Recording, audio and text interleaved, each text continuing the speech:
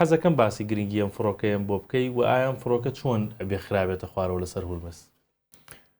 فڕۆکەی ئاباتچی با بڵێن باشترین فڕۆکەی هەلیکۆپتەری جەنگیە لە جیهانە ئێستاکە.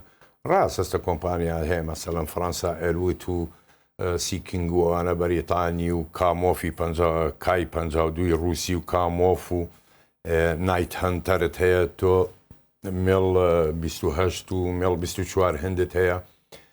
بەڵام ئەم هەلیکۆپتەرە ینی ڕاستی شتێکی سەیرە نسخەکانی دەست پێکاتن. ئاخر نسخەی هەیە مەسەڵەن کە دروست کراوە بە ڕادار و ئەنزاری و بەکروانە نرخێگاتە نێزیکەی 6 ملیۆن دلار. 6 ملیۆن زۆر زۆر حیساب بکە تۆ ئیتر کە دەستی پێکرد بڵێن نسخەی پێشووی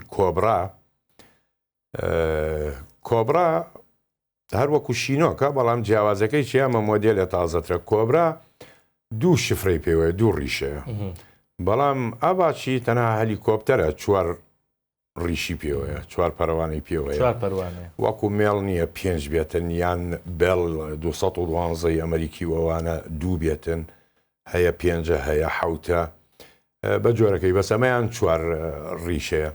طبعاً وەکو باسم کردووە ئەم هەڵسانی ئەباتچی ئەگەر مەسەڵەن دۆشکەوانە هەڵ نەگرێتوانای ئەوەیە 18 تانک بستێنێتن تاکو دابەزێتەوە لە حساب ینی بڵین لە 28 ملیۆن تاکو 6 ملیۆن. ئاباتچی منزومەیەکی کاملە لە ئاسمانە بۆ لێدانی. طبعاً ئەگەر بە موشکی چی لێدەی تۆ بە ئێگڵای ڕووسی مەسەڵەن ئەمەی بانشان سترێلا سام حەوت بڵین ستینگەر بێتن، ئەگەر ڕۆڵاند بێتن، جۆرەکانی زۆرە. یەک نابێ هەتاو لە ڕووی تۆ بێتن، ینی ئەو پشتی لە هەتاو بێتن. مەنزومەکانی بۆی هەیە ئەگەر حراری بێت چۆرت کاتن چکە فلێری وەوانەشی تایە. یەک تۆ ئەم مەنزومانە کە بەکاردێنی حەوت چرکە بێ بیتەقێنیتن، ئەم لە حەوت چرکەیە ئەدبینێتن، لێرە ئەبێتن چێشەکە کە باش بەکاردێنێتن. طبعاً کەوتنە خوارەوەی ئەوە نییە بڵێ بە خەلەل، چونکە ئێران لە هورمز تریتۆنی خستە خوارەوە، ئەمەکی و فۆرسیەکەی خستە خوارەوە، فڕۆکەی سەندەربۆڵدی خستە خوارەوە، نزیکەی کۆمەڵە موسەیاراتی ئەمەکیونانی خستە خوارەوە.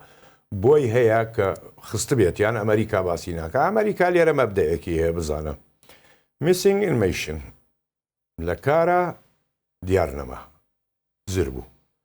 ئەگەر بگەڕێنەوە سەیرێکی بڵین جۆرج بۆش بکەی کە دانیشتووە لە وایت هاوس لێوێنانە خیتابەدا یەکێ لە ڕاوێژکارەکانی دێ بە گوێی قسەیەکەڵێ یەکسەر ئاوهایەکە کاو قسەکەی ئەبڕێ ئەڵێ میسینگ ئینفۆرمێشن فڕۆکەیەکمان بزر بوو، ناڵێ لێیاندا خستیانە خوارەوە، ئەڵێ بزر بوو، ئەمەش هەروەها بزر بوو. ئەو فڕۆکەی کە جۆرج بۆش وتی بزر بوو لە ساڵی 1991 ئەوە سپایکەر بوو. ملازم ئەوەل فێرست لوتانێت دوو نەجمە بوو مایکل سکۆت سپایکەر مێک 25ێکی عێراقی لە ئەرعەر خستی خوارەوە لە قاعدەی قادسیە.